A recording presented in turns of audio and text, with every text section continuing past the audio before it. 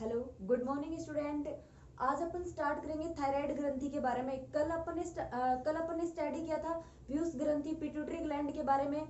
मानव के अंदर रासायनिक समन्वय यानी केमिकल कोऑर्डिनेशन इन ह्यूमन का अपना चैप्टर चल रहा था। ठीक है, लास्ट वीडियो में अपन ने पूरी की पूरी पिट्यूटरी ग्लैंड के बारे में डिस्कस किया था कि पिट्यूटरी ग्लैंड के द्वारा कौन कौन से हार्मोन स्रावित किए जाते हैं, उनका क्या वर्क होता है, उनकी कमी और अधिकता से बॉडी पर क्या कुछ इफेक्ट पड़ता है। ठीक है, तो आज अपन स्टार्ट करेंगे स्टूडेंट अपनी थायराइड ग्रंथि। और अपनी थायराइड ग्रंथि जो होती है, सबसे पहले अपन डिस्कस कर लेते हैं कि प्रेजेंट कहाँ पर होती है। अपनी थायराइड ग्रंथि जो होती है वो श्वास नली के दरे पश्च भाग में अपने गले में यहाँ पर प्रेजेंट होती है। ठीक है, दो पालियों में विभक्त होती है ये भी, और दोनों पालियां जो होती हैं वो संयोजक सेतु के द्वारा जुड़ी रहती हैं। ठीक है, अब अगर अपन बात करें इसकी आकृति कैसी होती है, तो एच आकृति की होती है अपनी थायराइड ग्रंथि। ठीक है, और एक कॉम्पिटिटिव एग्जाम के लायक आपको अगर मैं इसका एक क्वेश्चन बताऊं तो अपनी बॉडी के अंदर सबसे बड़ी ग्रंथि कौन सी होती है?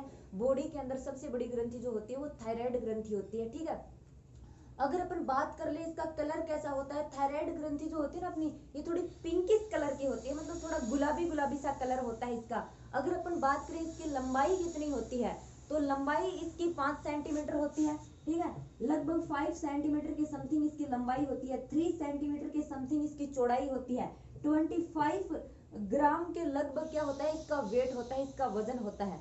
और स्टूडेंट अपनी जो ये थायराइड ग्रंथि होती है ना, ये थायराइड ग्रंथि पुरुषों की तुलना में महिलाओं में थोड़ी आकार में बड़ी मिलती है, एंड वृद्धावस्था में अपनी जो ये ग्रंथि होती है ना ये छोटी हो जाती है। ठीक है, आप समझ गए यहाँ तक? ये इसका नॉर्मल इंट्रोडक्शन था। एच आकार की इसकी आकृति होती है, समथिंग 5 सेंटीमीटर तक ये लंबी होती है। ठीक है, 3 सेंटीमीटर तक ये चौड़ी होती है, लगभग 25 ग्राम तक इसका वेट होता है, एंड पुरुषों की बजाय महिलाओं में ये थोड़ी बड़ी पाई जाती है, और वृद्धावस्था में ये छोटी हो जाती है। और मानव की सबसे बड़ी अंतःस्रावी ग्रंथि कौन सी होती है? थायराइड ग्रंथि होती है। अब स्टूडेंट अपनी जो ये थायराइड ग्रंथि होती है ना, ये थायराइड ग्रंथि छोटे छोटे पुटकों से मिलकर बनी हुई होती है। और अपने जो ये गोलाकार पुटक होते हैं ना, इन गोलाकार पुटकों की गुहा में क्या प्रेजेंट होता है? इन गोलाकार पुटकों की गुहा में थोड़ा पारदर्शी सा पीला कोलाइडी पदार्थ भरा रहता है। और ये जो कोलाइडी पदार्थ या फिर कोलाइडी मटेरियल जो पुटकों की गुहा में भरा रहता है, इसके नेचर की अगर अपन बात करें, इसकी प्रवृत्ति की अगर अपन बात करें, किस प्रकार का होता है? ये आयोडीन युक्त ग्लाइकोप्रोटीन। ठीक है, और इस आयोडीन युक्त कोलाइडी ग्लाइकोप्रोटीन को क्या बोला जाता है? आइडोथायरोग्लोबुलिन। याद रखना, इसको क्या बोलते हैं? आइडोथायरोग्लोबुलिन। मैं एक बार फिर से रिपीट कर रही हूँ, अपनी जो थायराइड ग्रंथि होती है वो थायराइड ग्रंथि छोटे छोटे गोलाकार पुटकों से मिलकर बनी हुई होती है। और इन छोटे छोटे गोलाकार पुटकों के अंदर क्या प्रेजेंट रहता है? इन छोटे छोटे गोलाकार पुटकों के अंदर पीला द्रव्य जो पारदर्शी होता है और कोलाइडी पदार्थ होता है। और इस कोलाइडी पदार्थ का नेचर की अगर अपन बात करें, इसकी प्रवृत्ति कैसी होती है, तो ये आयोडीन युक्त ग्लाइकोप्रोटीन होती है। और इस आयोडीन युक्त कोलाइडी ग्लाइकोप्रोटीन को क्या बोला जाता है? आइडोथायरोग्लोबुलिन बोला जाता है। अब स्टूडेंट मेन पॉइंट पर अगर अपन डिस्कस करें, अपनी जो ये थायराइड ग्रंथि होती है, इस थायराइड ग्रंथि के द्वारा आखिर कौन कौन से हार्मोन्स का सीक्रेशन किया जाता है, कौन कौन से हार्मोन स्रावित किए जाते हैं? सबसे पहले आता है अपना थायरोक्सिन, या फिर अपन इसको क्या बोल सकते हैं? Tetra आइडो thyronine. ठीक है, नॉर्मली इसको अपन T3 भी बोलते हैं। सेकंड अगर स्टूडेंट अपन बात करें, ट्राई आइडो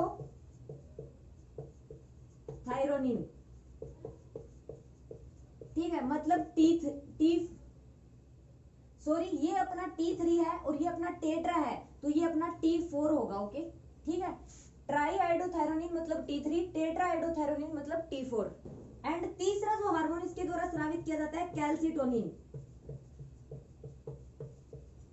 ठीक है, इन हार्मोनों का सीक्रेशन किया जाता है अपनी थायराइड ग्रंथि के द्वारा। सबसे पहले स्टूडेंट अपन बात कर लेते हैं थायरोक्सिन या T4 या फिर टेट्रा आइडोथायरोनिन हार्मोन के बारे में। अब अपने अभी अभी अपन ने डिस्कस किया थायराइड ग्रंथि में क्या प्रेजेंट होते हैं? पुट्टे की कोशिकाएं प्रेजेंट होती है। ठीक है, और ये पुट्टे की कोशिकाएं TSH हार्मोन की उपस्थिति में, थायराइड स्टिमुलेटिंग हार्मोन की उपस्थिति में किसका निर्माण करती हैं? थायरोक्सिन हार्मोन का निर्माण करती हैं। अब स्टूडेंट टीएसएच हार्मोन का आप सभी को पता होना चाहिए आखिर टीएसएच हार्मोन क्या होता है, क्योंकि इसके बारे में हम पहले डिस्कस कर चुके हैं। अपना लास्ट वीडियो जो था उसके बारे में अपन ने जब पिट्यूटरी ग्लैंड के बारे में स्टडी की थी तो उस टाइम अपना टीएसएच हार्मोन वहां पर आया था। अपन ने पढ़ा था कि पिट्यूटरी ग्लैंड जो होती है वो दो पालियों से मिलकर बनी होती है। दो पालियां कौन कौन सी? एडिनोहाइपोफाइसिस, न्यूरोहाइपोफाइसिस। ठीक है, एडिनोहाइपोफाइसिस के द्वारा अगर आपको याद हो उनके द्वारा सीक्रेट किए जाने वाले जो हार्मोन थे एफएसएच, टीएसएच। एफएसएच जो था अपना फॉलिकल स्टिमुलेटिंग हार्मोन था। टीएसएच जो होता है वो अपना क्या होता है? Thyroid stimulating hormone. जब थायराइड स्टिमुलेटिंग हार्मोन का सीक्रेशन होगा तब जाकर किसका फॉर्मेशन होगा? टेट्रा आयोडोथायरोनिन का फॉर्मेशन होगा। और थायराइड स्टिमुलेटिंग हार्मोन किसके द्वारा सीक्रेट किया जाता है? Thyroid stimulating hormone pituitary gland की न्यूरोहाइपोफाइसिस पाली के द्वारा, सॉरी एडिनोहाइपोफाइसिस पाली के द्वारा स्रावित किया जाता है। ठीक है, मैंने नॉर्मली आपको कल पिट्यूटरी ग्लैंड के बारे में बताया भी था कि अपनी पिट्यूटरी ग्लैंड या अपनी पीयूष ग्रंथि जो होती है ना उसको अपन मास्टर ग्लैंड बोलते हैं। क्यों बोलते हैं इसका रीजन भी मैंने आपको बताया था कि वो सारी की सारी अपनी ग्रंथियां जो होती हैं सीक्रेट किए जाने वाले जो हार्मोन होते हैं उनके ऊपर कंट्रोल रखती है। और पीयूष ग्रंथि के ऊपर भी एक जो अपना हाइपोथैलेमस होता है वो कंट्रोल रखता है। इसलिए हाइपोथैलेमस को क्या बोला जाता है? हाइपोथैलेमस को मास्टर ऑफ मास्टर ग्लैंड बोला जाता है, क्योंकि वो उसको मास्टर ऑफ मास्टर ग्लैंड बोलने का रीजन ही यही होता है क्योंकि वो मास्टर ग्लैंड के ऊपर कंट्रोल कर रहा है। ठीक है, बाहर आपको थोड़ी नॉइस की प्रॉब्लम हो सकती है स्टूडेंट, क्योंकि थोड़ा वर्क चल रहा है तो उसको आप थोड़ा अवॉइड करने की कोशिश कीजिएगा। ठीक है, अब अपन आगे बात कर लेते हैं। अपना थायरोक्सिन या टेट्राहाइड्रोथायरोनिन जो ये होता है इसकी टोटल मात्रा कितनी होती है? लगभग 60 से 65%। सबसे ज्यादा मात्रा में इसी का सीक्रेशन किया जाता है। ठीक है, 60 से 65% किसका? T4 का, टेट्राहाइड्रोथायरोनिन का। अगर अपन बात करें टेट्राहाइड्रोथायरोनिन का फॉर्मेशन किसके द्वारा होता है? आयोडो मतलब आयोडीन से, आयोडीन और टायरोसिन के द्वारा इसका निर्माण किया जाता है। अपना जो ये होता है इसकी कुल मात्रा जो होती है वो 60 से 65% होती है, बट ये अपेक्षाकृत कम सक्रिय होता है। किसकी बजाय? ट्राईआयोडोथायरोनिन की बजाय। अगर अपन बात करें ट्राईआयोडोथायरोनिन की तो इसकी मात्रा कम होती है। कितनी होती है? समथिंग 10% के लगभग। ठीक है, बट ये सक्रिय T4 से ज्यादा होता है। ठीक है, इसकी मात्रा कम होती है बट ये एक्टिव ज्यादा होता है, सक्रिय ज्यादा होता है। ये अपना जो T4 हार्मोन होता है इससे ज्यादा पावरफुल भी होता है, इससे ज्यादा शक्तिशाली भी होता है T3 हार्मोन। और एक इंपॉर्टेंट मैं आपको बात बताऊं, अपना T3 और अपना T4 जो हार्मोन होता है इन दोनों को सम्मिलित रूप से क्या बोला जाता है? T3 और T4 हार्मोन, इन दोनों हार्मोनों को अपन सम्मिलित रूप से थायराइड हार्मोन बोलते हैं। अब स्टूडेंट अपन बात कर लेते हैं कैल्सिटोनिन के ऊपर। तो अपना जो कैल्सिटोनिन हार्मोन होता है ना, कैल्सिटोनिन का हार्मोन थायराइड ग्रंथि के अंदर सी सेल्स प्रेजेंट होती हैं। उन सी कोशिकाओं के द्वारा, सी सेल्स के द्वारा क्या किया जाता है? कैल्सिटोनिन का निर्माण किया जाता है। और अपना जो ये कैल्सिटोनिन होता है ना, आगे नेक्स्ट जो वीडियो आएगा उसमें अपन पैराथायराइड ग्रंथि के ऊपर डिस्कस करेंगे। उस पैराथायराइड ग्रंथि के द्वारा पैराथार्मोन हार्मोन का सीक्रेशन किया जाता है। ठीक है, और ये कैल्सिटोनिन जो होता है उस पैराथार्मोन हार्मोन के विपरीत कार्य करता है। ओके, समझ में आ गया? पैराथार्मोन हार्मोन का जो भी कार्य होता है ना उसके ऑपोजिट ये वर्क करेगा। मतलब इस हार्मोन के द्वारा यूरिन जो होता है, मूत्र जो होता है उसमें कैल्शियम की मात्रा को, ये कैल्शियम की मात्रा में वृद्धि करता है। तो स्टूडेंट ये तो हो गए अपने थायराइड ग्रंथि के द्वारा सीक्रेट किए जाने वाले हार्मोन, उनके द्वारा स्रावित किए जाने वाले हार्मोन। अब नेक्स्ट पॉइंट पर अपन डिस्कस करेंगे कि थायरोक्सिन का आखिर कार्य क्या होता है। थायरोक्सिन के कार्य के ऊपर अगर अपन बात करें, अपना जो ये थायरोक्सिन होता है ना, ये ऑक्सीकारक उपापचय को बढ़ाकर कोशिकाओं में ऊर्जा उत्पादन की दर को बढ़ा देता है, अर्थात जीवन की रफ्तार को बढ़ाने का कार्य किया जाता है इसके द्वारा। मतलब अपने शरीर की, अपनी बॉडी की ग्रोथ में हेल्पफुल होता है, ये अपने शरीर की वृद्धि जो होती है उसमें सहायक होता है। एंड इसके अलावा ये अपने हृदय स्पंदन की दर को बढ़ाता है। इसके अलावा जो तंत्रिका के कार्य होते हैं, प्रोटीन का जो संश्लेषण होता है, शरीर का जो ताप होता है, ग्लूकोनियोजेनेसिस की जो प्रोसेस होती है, इन सभी प्रक्रियाओं में अपना योगदान देता है। अगर नेक्स्ट पॉइंट के ऊपर अपन डिस्कस करें स्टूडेंट, जो मेंढक होता है ना, मेंढक के अंदर लार्वा प्रावस्था पाई जाती है। ठीक है, जो अपने एडल्ट से वयस्क प्रावस्था से थोड़ी कम डेवलपमेंट होता है, उसमें थोड़ी मतलब कम विकसित होती है वयस्क से। ठीक है, अब लार्वा से एडल्ट में, वयस्क मेंढक में बदलने की जो प्रोसेस होती है वो क्या कहलाती है? मेटामॉर्फिज्म कहलाती है। हिंदी में अपन उसको कायांतरण बोलते हैं। ठीक है, अब लार्वा से वयस्क अवस्था में बदलने की जो प्रोसेस है ना, ये कायांतरण की प्रोसेस, ये किस हार्मोन की वजह से कंप्लीट हो पाती है? थायरोक्सिन की वजह से। ठीक है ना, अभी तो मतलब आपको सिर्फ इतना ही याद रखना है कि मेंढक के अंदर लार्वा प्रावस्था से वयस्क प्रावस्था में बदलने के लिए आवश्यक होता है, अपना योगदान देता है। तो स्टूडेंट आपको बोर्ड थोड़ा बिल्कुल क्लीन नजर आ रहा होगा।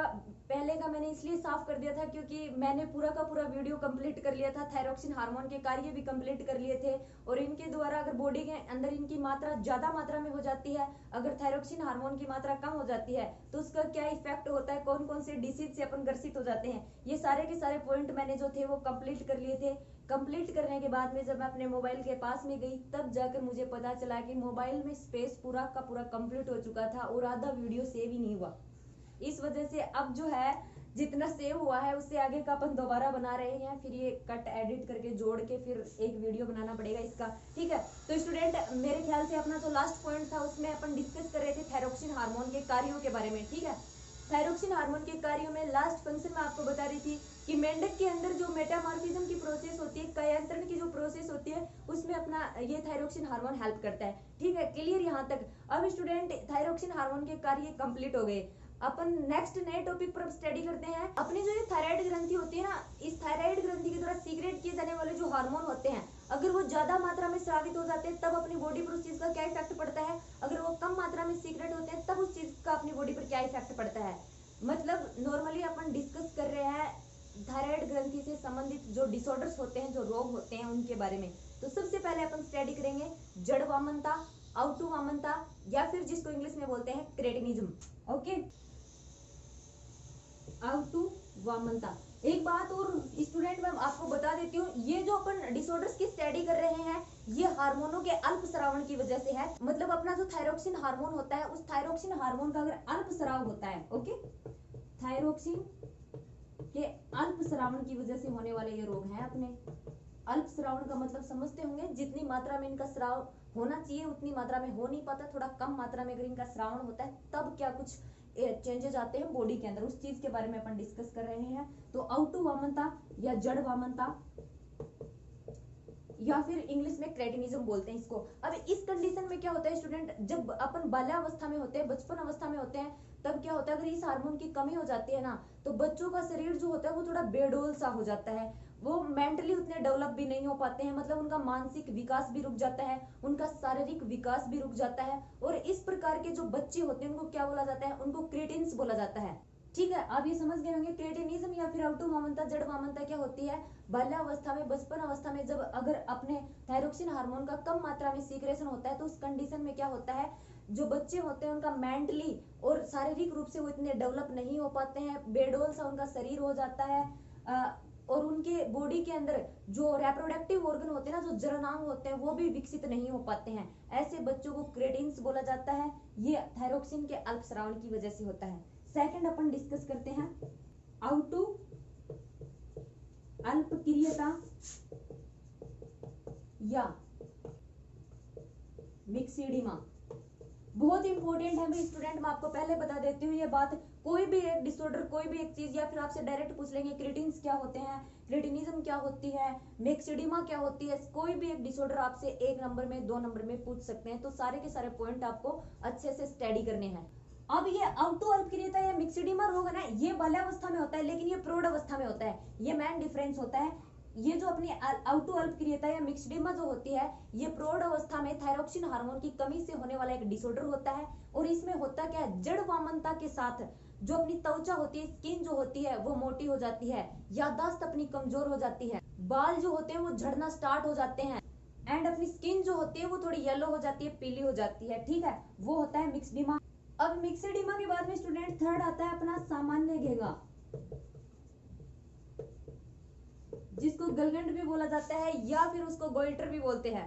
अब सामान्य घेंगा में क्या होता है, थायराइड ग्रंथि जो होती है ना वो फूल जाती है, अपनी फूल जाती है और गला जो होता है वो मोटा हो जाता है। अगर अपन बात करें ये रोग होता किस वजह से है, तो ये रोग भोजन में आयोडीन की कमी से होता है। तभी बोलते हैं ना ऐसे भोजन का, ऐसे नमक का सेवन करना चाहिए जिसके अंदर आयोडीन प्रेजेंट हो, क्योंकि उस वजह से आयोडीन की जब अपन प्रॉपर मात्रा लेते हैं तो जो ये हार्मोन है ये प्रॉपर मात्रा में सीक्रेशन होते हैं और अपना फंक्शन करते हैं। आपने एक ऐड जरूर देखी होगी शिल्पा शेट्टी की, नमक कम ही खाएं पर अच्छा खाएं, आयोडीन युक्त, है ना। तो सामान्य घेंगा किस वजह से होता है, अपनी बॉडी के अंदर आयोडीन की कमी से रोग होता है। अगर अपन आयोडीन की प्रॉपर मात्रा लेते हैं तो इससे अपन ठीक भी हो सकते हैं, ठीक है। 4th नंबर पर अगर अपन स्टडी करें हाशिमोटो रोग, हाशिमोटो रोग। अब इसमें क्या होता है, ये जो अपने रोग होता है, ये जो डिसीज होती है ना, ये अल्प श्रावण की वजह से ली जाने वाली एक औषधि होती है, जो क्या करती है, ये औषधि करती क्या है, एंटीजन के विरुद्ध अपनी बॉडी में एंटीबॉडी बनाने का फॉर्मेशन करती है। ठीक है, एंटीजन के विरुद्ध क्या बनाती है, एंटीबॉडी का फॉर्मेशन करती है। और ये जो एंटीबॉडी बनाई जाती है ना, फिर ये एंटीबॉडी क्या कर देती है, ये एंटीबॉडी थायराइड ग्रंथि को नष्ट कर देती है, जिसको क्या बोला जाता है, इसे थायराइड ग्रंथि की आत्महत्या बोला जाता है, सुसाइड ऑफ थायराइड। ठीक है, जिसको अपन क्या बोलते हैं, थायराइड ग्रंथि की आत्महत्या। ठीक है स्टूडेंट, ये तो थे अपने थायरोक्सिन के अल्प स्राव की वजह से होने वाले डिसऑर्डर। अगर अपन नेक्स्ट पॉइंट के ऊपर स्टडी करें तो थायराइड ग्रंथि के अति स्राव की वजह से होने वाले, अधिक स्राव की वजह से क्या कुछ हो सकता है, इस चीज के ऊपर अपन स्टडी करेंगे। तो स्टूडेंट, अगर अपनी बॉडी के अंदर थायरोक्सिन का अगर अतिस्राव होता है तो क्या होता है, हृदय स्पंदन की दर में वृद्धि होने लगती है, शरीर जो होता है उसमें स्वेट पसीना अधिक आता है, अपना स्वभाव जो होता है वो थोड़ा चिड़चिड़ा सा हो जाता है, और रोगी व्यक्ति के जो हाथ पैर होते हैं ना, वो उसमें थोड़ा कम कपाहट सा वो महसूस करता है। ये सामान्य लक्षण होते हैं थायरोक्सिन हार्मोन के अतिस्राव के। मतलब किसी भी इंसान के अंदर अगर थायरोक्सिन का अतिस्राव होता है तो ऐसे कुछ लक्षण उसके अंदर प्रेजेंट होने लगते हैं। अगर मोस्ट इंपोर्टेंट कुछ रोगों की अपन बात करें तो सबसे पहले अपन डिस्कस करेंगे नेत्रोथ, सेंधी, गलगंड। ये कौन सा रोग होता है, इस रोग में क्या होता है, जो अपना नेत्र गोलक होता है ना, उसके नीचे श्लेष्मा जमा हो जाती है, और नेत्र गोलक जो होते हैं वो बाहर की तरफ निकले हुए होते हैं, आंखें जो होती हैं वो डरावनी सी दिखाई देने लग जाती हैं अपने इस डिसऑर्डर के अंदर। नेक्स्ट अगर अपन बात करें प्लूमर का रोग, इसमें क्या होता है, इस प्लूमर के रोग में ये होता है, अपनी जो थायराइड ग्रंथि होती है ना, उस थायराइड ग्रंथि पर जगह जगह गांठें सी बन जाती हैं। नेक्स्ट है अपना ग्रेवी का रोग, और ग्रेवी के रोग में क्या होता है, जब अपनी थायराइड ग्रंथि फूल जाती है तो उसको बोला जाता है ग्रेवी। ठीक है, समझ आया इतना आपको। ये थे अपने थायरोक्सिन के अतिस्राव की वजह से होने वाले डिसऑर्डर्स। अगर अब स्टूडेंट अपन बात करें अल्प स्राव की वजह से जो होने वाले रोग होते हैं ना, थायरोक्सिन के अल्प स्राव की बात कर रही हूं मैं, अतिस्राव की नहीं। अल्प स्राव से जो रोग होते हैं उनसे अपन किस तरह से बच सकते हैं, आयोडीन युक्त भोजन का यूज करके अपन क्या कर सकते हैं, अपने खाने के अंदर अपन अपने भोजन के अंदर आयोडीन को सम्मिलित करके उसके अल्प स्राव से होने वाले डिसऑर्डर से अपन बच सकते हैं। तो स्टूडेंट, यहाँ पे अपना कंप्लीट हो जाता है अपनी थायराइड ग्रंथि पूरी की पूरी, उसके द्वारा सीक्रेट होने वाले हार्मोन। अपना जो नेक्स्ट वीडियो होगा उसमें अपन स्टडी करेंगे पैराथायराइड ग्रंथि के बारे में, कि उसके द्वारा कौन से हार्मोन का सीक्रेशन किया जाता है और क्या क्या फंक्शन होता है अपनी बॉडी के अंदर उनका। तो मिलते हैं अपने नेक्स्ट वीडियो में।